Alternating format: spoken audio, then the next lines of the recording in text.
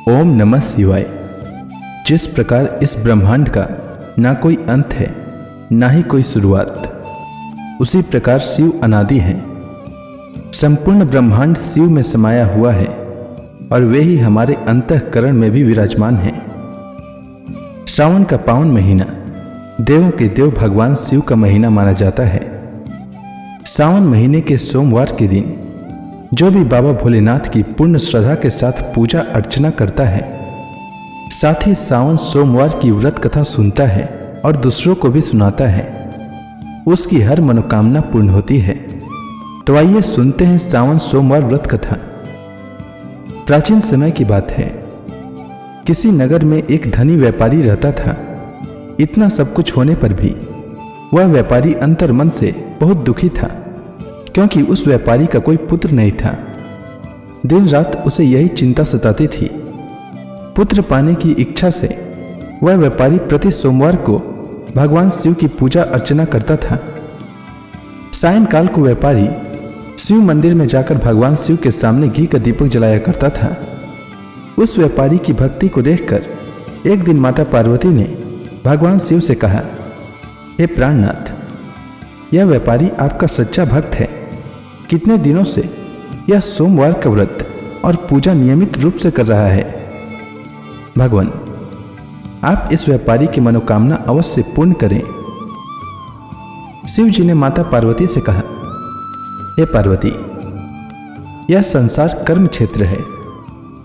जैसे किसान खेत में जैसा बीज बोता है वैसा ही फल काटता है, उसी तरह इस संसार में जैसा कर्म करते हैं वैसा ही फल भोगते हैं।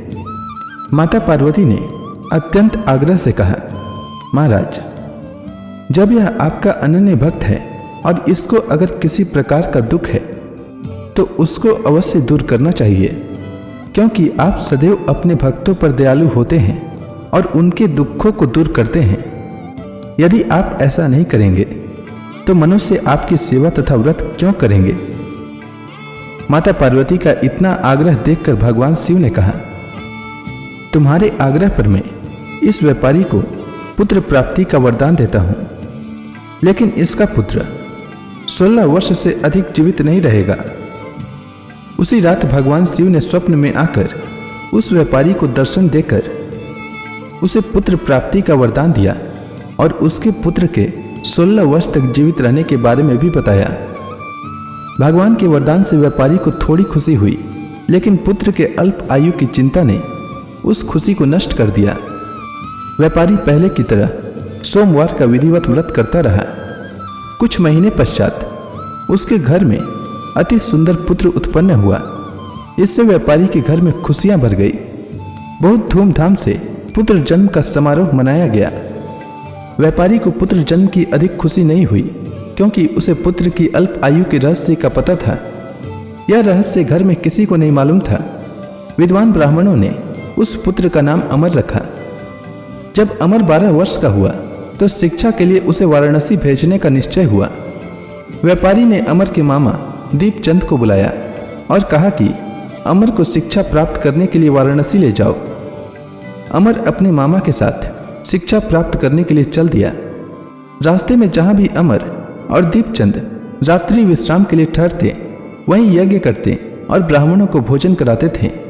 लंबी यात्रा के बाद अमर और दीपचंद एक नगर में पहुंचे। उस नगर के राजा की कन्या के विवाह की खुशी में पूरे नगर को सजाया गया था।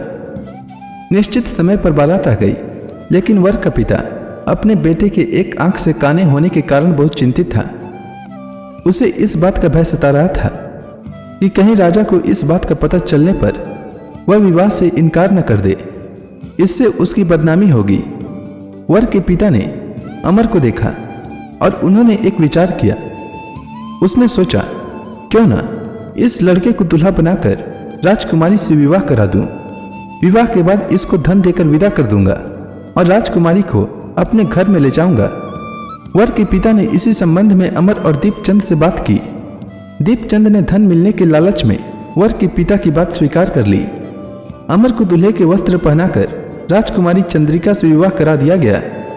राजा ने बहुत सा धन देकर राजकुमारी को विदा किया। अमर जब लौट रहा था तो सच नहीं छिपा सका और उसने राजकुमारी की ओढ़नी पर लिख दिया, राजकुमारी चंद्रिका, तुम्हारा विवाह तो मेरे साथ हुआ था। मैं तो वाराणसी में शिक्षा प्राप्त करने जा रहा हूँ। अब तुम्हें जिस नव युवक की पत्नी बनना पड़ेगा वह कान्हा है।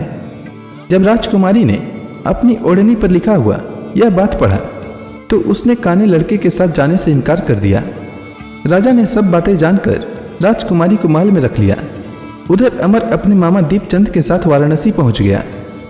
वाराणसी पहुंचने के बाद अमर ने गुरुकुल में पढ़ना शुरू कर दिया। जब अमर की आयु 16 वर्ष पूरी हुई तो उसने एक यज्ञ का आयोजन किया।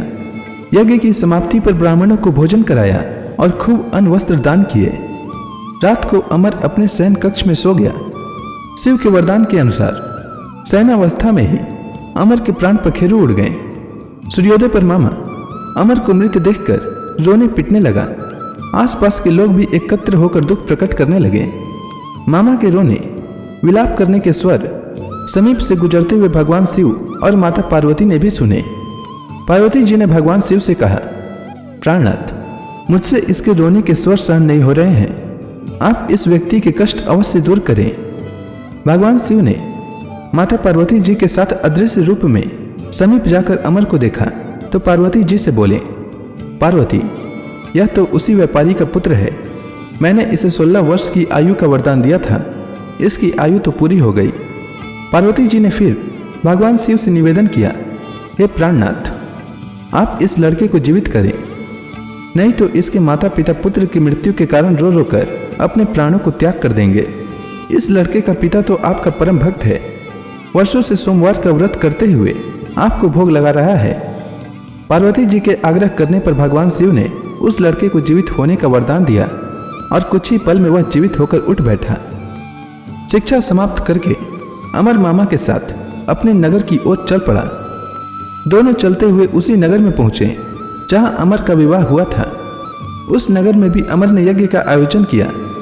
समीप से गुजरते हुए नगर के राजा ने यज्ञ का आयोजन देखा। राजा ने अमर को तुरंत पहचान लिया। यज्ञ समाप्त होने पर राजा अमर और उसके मामा को महल में ले गया और कुछ दिन उन्हें महल में रखकर बहुत सा धन और वस्त्र देकर राजकुमारी के साथ विदा किया। रास्ते में सुरक्षा के लिए राजा ने बहुत से सैनिकों को भी साथ भेजा। दीपचंद ने नगर में पहुंचते ही एक दूत को घर भेजकर अपने आगमन की सूचना भेजी। व्यापारी ने अपनी पत्नी के साथ स्वयं को एक कमरे में बंद कर रखा था। भूखे प्यासे रहकर व्यापारी और उसकी पत्नी बेटे की प्रतीक्षा कर रहे थे। उन्होंने प्रतिज्ञा कर रखी थी कि यदि उन्हें अपने बेटे की मृत्यु का समाचार मिला तो दोनों अपने प्राण त्याग देंगे। अपने बेटे अमर के जीवित वापस लौटने की सूचना से व्यापारी बहुत प्रसन्न हुआ। व्यापारी अपनी पत्नी और मित्रों के साथ नगर के द्वार पर पहुंचा। अपने बेटे के विवाह का समाचार सुनकर पुत्रवधी राजकुमारी चंद्रिका को देखकर उसकी खुशी का ठिकाना न रहा। उसी रात भगवान शिव ने व्यापारी के स्वप्न में आकर कहा, हे सेठ, मैंने तेरे सोमवार के व्रत करने और व्रत कथा सुनने से प्रसन्न होकर तेरे पुत्र को लंबी आयु प्रदान की है। व्यापारी बहुत प्रसन्न हुआ। सोमवार का व्रत करने से व्यापारी के घर में खुशियां लौट आई। शास्त्रों में वर्णन है कि जो कोई स्त्री पुरुष सोमवार का विधिवत व्रत करते और व्रत कथा सुनते हैं उनकी सभी इच्छाएं पूरी होती है। सावन सोमवार व्रत कथा के साथ गौरी पुत्र गणेश जी की कहानी भी अवश्य सुननी चाहिए। इससे व्रत का पूर्ण फल प्राप्त होता है। तो आइए सुनते हैं गणेश जी की कहानी। प्राचीन समय की बात है। एक गांव में एक गरीब और दृष्टिहीन बुढ़िया रहती थी। उसके साथ ही उसके बेटे और बहू रहते थे। बुढ़िया गणेश जी की बहुत बड़ी भक्त थी। वह प्रतिदिन गणेश जी की पूजा किया करती थी और गणेश जी को भोग लगाने के बाद स्वयं ही भोजन करती थी। एक दिन उसकी पूजा से प्रसन्न होकर गणेश जी उसके सामने प्रकट हुए और बोले, बुढ़िया माँ, तू रोज मेरी पूजा करती है, इसीलिए तू जो चाहे वह मांग ले। बुढ़िया ने कहा, मैं क्या मांगू, मुझसे तो मांगना ही नहीं आता। इस पर गणेश जी ने कहा, बुढ़िया माँ, तू जो चाहे वह मांग ले, नहीं तो मैं फिर कल आऊंगा। तब तक तू अपने बेटे और बहू से पूछ ले और फिर मुझसे मांग ले।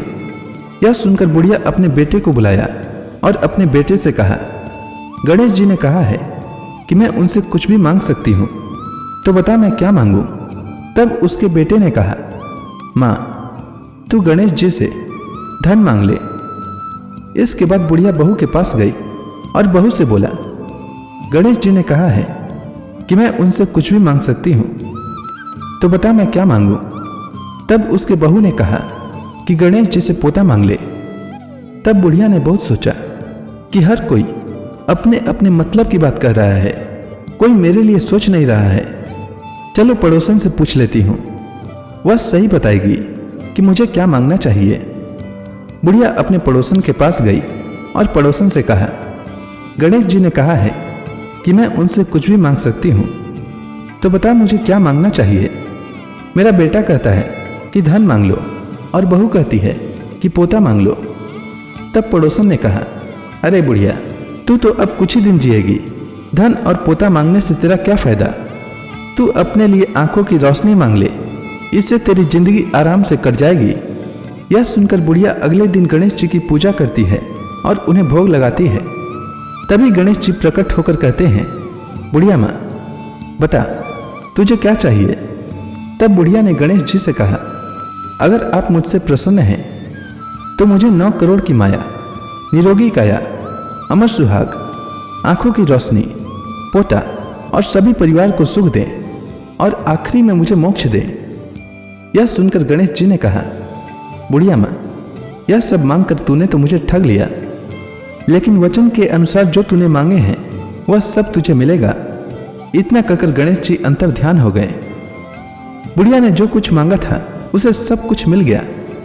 हे गणेश जी महाराज, जैसे आपने उस बुढ़िया माँ को सब कुछ दिया, ठीक वैसे ही हमें दें और सभी कथा सुनने वालों को भी दें। तो प्रेम से बोलिए गणेश जी महाराज की जय, शंकर भगवान की जय, माता पार्वती की जय।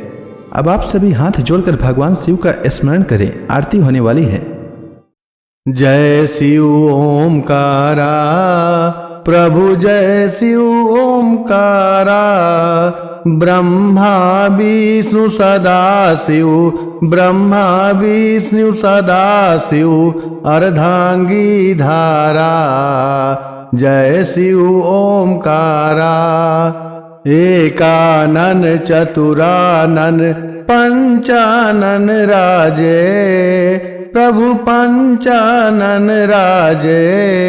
हंसासन गरुड़ासन वृषवाहन साजय। जय शिव ओमकारा।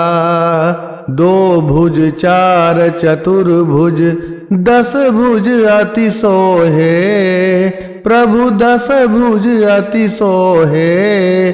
तीनों रूप निरखते त्रिभुवन जन मोहे।